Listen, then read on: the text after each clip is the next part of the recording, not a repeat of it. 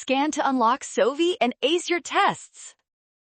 Exponential derivatives get easy fast because this one repeats the same move 7 times, and spotting that pattern locks the answer in quickly. Start with f of x equals e to the 7x. For an exponential like e to a linear expression, each derivative keeps the exponential and multiplies by the inside coefficient. The first derivative is 7e to the 7x, and differentiating again adds another 7. Each new derivative adds one more factor of 7, while e to the 7x stays.